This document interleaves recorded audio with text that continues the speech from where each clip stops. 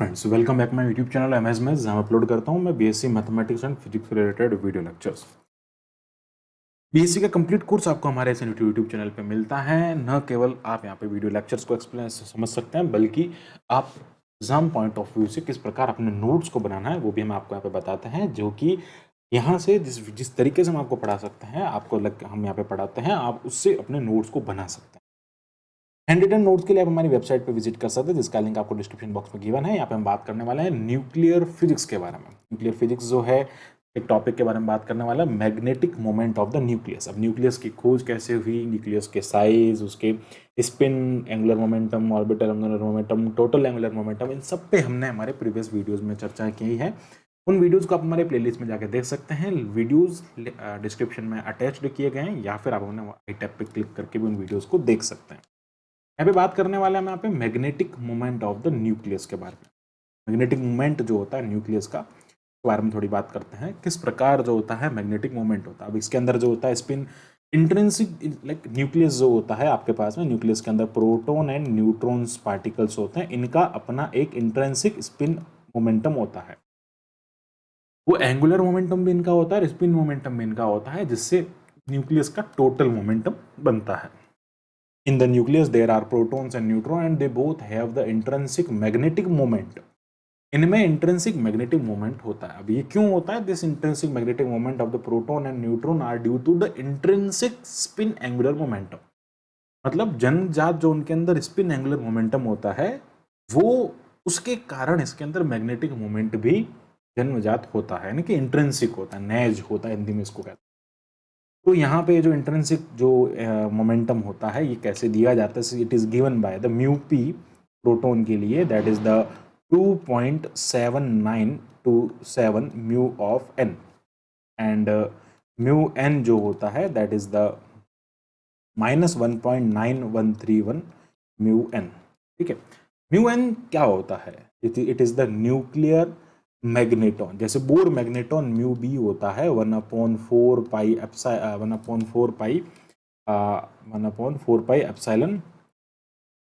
हाँ 1/4 pi, I think epsilon naught into c होता है, आई थिंक।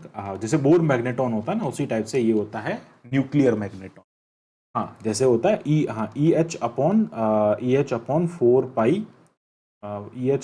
पाई एम, ये बोर मैग्नेटॉन होता है। उसी टाइप से वो इलेक्ट्रॉन के लिए होता है। ये लाइक न्यूक्लियस जो न्यूक्लियस होता है, न्यूक्लियॉन्स जो होता है, उनके लिए होता है। This is the nucleus magneton, nucleus magneton होता है।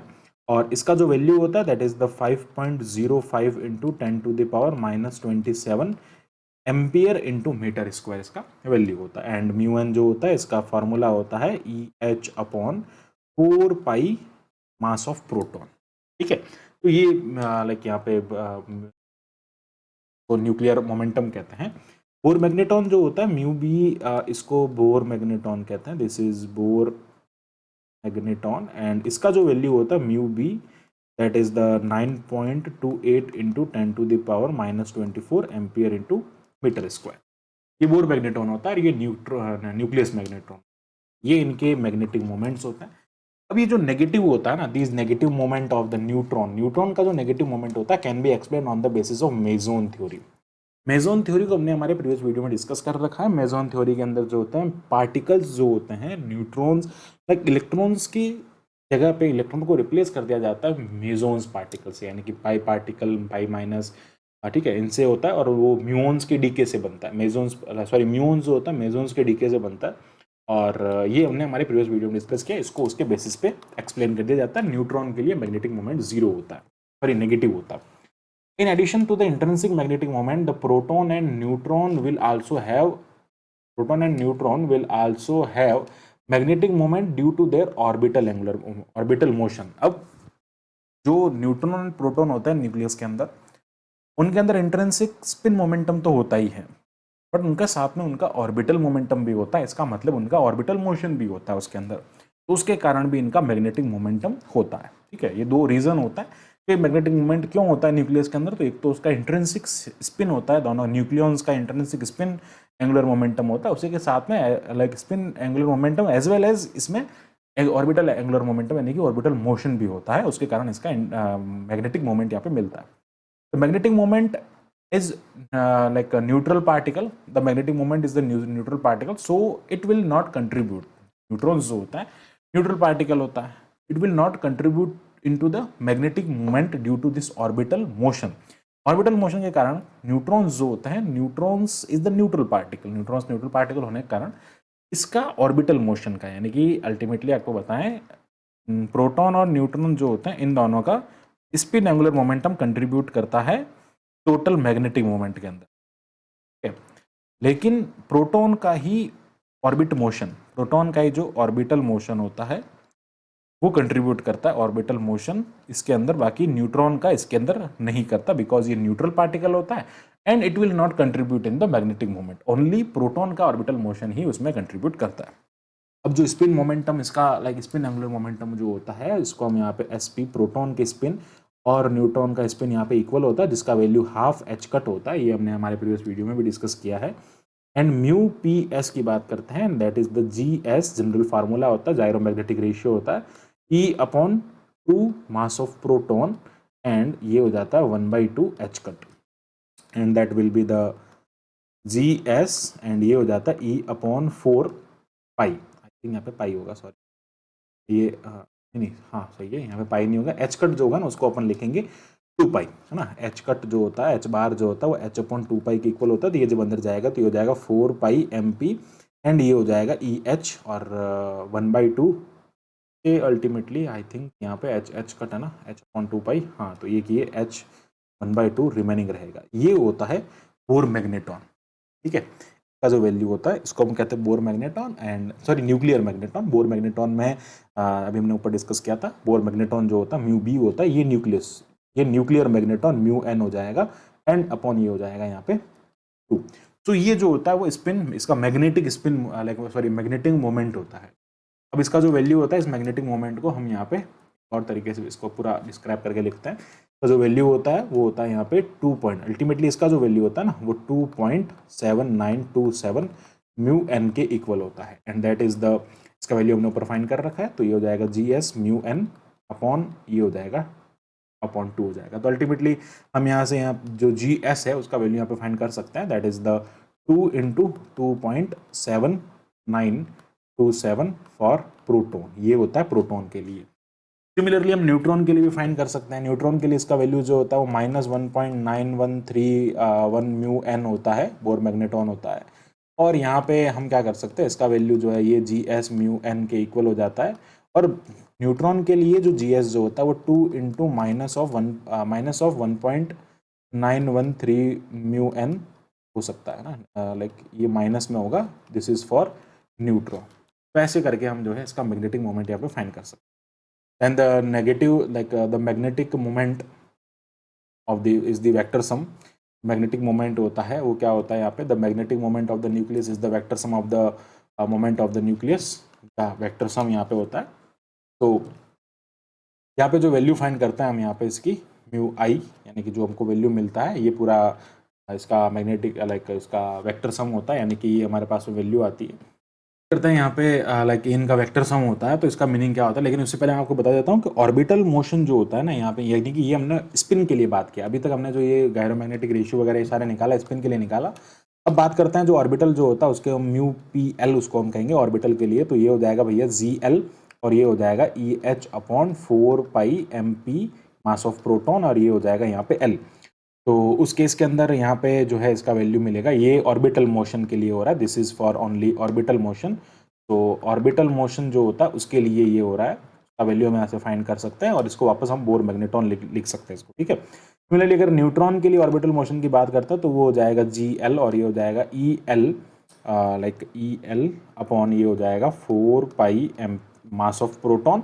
बट यहाँ पे न्यूट्रॉन के लिए जो जी एल होता है वो 0 होता है, मैंने आपको बताया था कि जो कंट्रीब्यूशन होता है न्यूट्रॉन जो होता है वो एक न्यूट्रल पार्टिकल होता है, यहाँ पर हमने डिस्कस भी किया है। ये देखो न्यूट्रॉन का जो ऑर्बिटल मोशन जो होता है वो कंसिडर नहीं किया जाता मैग्नेटिक मोमेंट के अंदर। मैग्नेटिक मोमेंट जो होता है वो ऑर्बिटल के केस में ओनली प्रोटॉन के ऑर्बिटल मोशन पर डिपेंड करता है, इसलिए इसको हम यहाँ पे 0 कंसिडर करते हैं, ओनली इसके द्वारा यहाँ पे इसका कंट्रीब्यूशन वहाँ पे होता है। तो बात करते हैं यहाँ पे the magnetic moment of the nucleus is the vector sum. ये जो मैग्नेटिक मोमेंट होता है न्यूक्लियस का, यानी कि म्यू वेक्टर जो होता है, that is the vector sum of the 1 to z। z is the atomic number and mu P यानी कि प्रोटॉन का जो मैग्नेटिक मोमेंट है, प्लस इसके साथ में यहाँ पर न्यूट्रॉन्स कितने होते हैं भाई, न्यूट्रॉन्स होते हैं a minus Z, mass number minus Z, that is the number of neutrons. ठीक है, तो ये इसके वेक्टर सम के इक्वल होता है।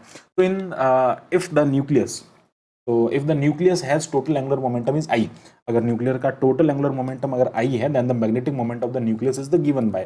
तो जो मैग्नेटिक मोमेंट होगा ना वो ये हो जाएगा भाई म्यू आई, अगर उसका टोटल एंगुलर मोमेंट है। देखो ये आई जो होता है ना, बता देता हूं आपको, आई वेक्टर जो होता है वो L vector plus S vector यानी कि ऑर्बिटल एंगुलर मोमेंटम और स्पिन एंगुलर मोमेंटम के वेक्टर सम के इक्वल होता है। तो हमें यहाँ पे मैग्नेटिक मोमेंट फाइंड करता है फॉर टोटल मैग्नेटिक मोमेंट के रेस्पेक्ट में। तो ये क्या हो जाएगा, जी आई, जैसे हमने जी एस और जी एल के लिए फाइंड किया था ऊपर, अब हम बात कर रहे हैं यहाँ पे जी आई के बारे में। तो ये हो जाएगा 2mp और ये हो जाएगा यहाँ पे I vector, and we can write I mu I vector is equals to like, अगर हम यहाँ से वेक्टर को हटा देते हैं तो ये हो जाएगा G I and that will be the E upon 4 pi, है ना, ये हो जाएगा 4 पाई एम पी और ये हो जाएगा आई स्टार और यहाँ पर ये आ जाएगा एच। तो अल्टीमेटली ये जो वैल्यू होता है ना, ये एच वेक्टर का यानी कि एच कट होता है 1/2, बिकॉज इसका वैल्यू भी क्या होता है, H cut 1/2, like H cut होता है। और एच कट को हम यहाँ पे एच बार को हम यहाँ पे 1/2 पाई लिखते हैं, जैसा हम आगे हमने इस प्रोटॉन के लिए फाइंड किया था, सिमिलरली उसी टाइप से हम फाइंड करते हैं।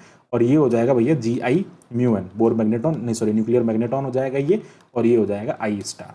ठीक है, अब देखो आई स्टार जो होता है वो क्या होता है, अल्टीमेटली हम इसको क्या लिख सकते हैं, G I is equals to G I into, ये हो जाएगा G I into mu N और ये हो जाएगा एम आई का मतलब हो जाएगा total angular magnetic moment in quantum number. So इसको हम क्या कहेंगे, this is the total angular momentum magnetic quantum number, ये total angular momentum magnetic quantum number होगा। तो एक सेकेंड थोड़ा सही से लिखता हूँ, total like total angular momentum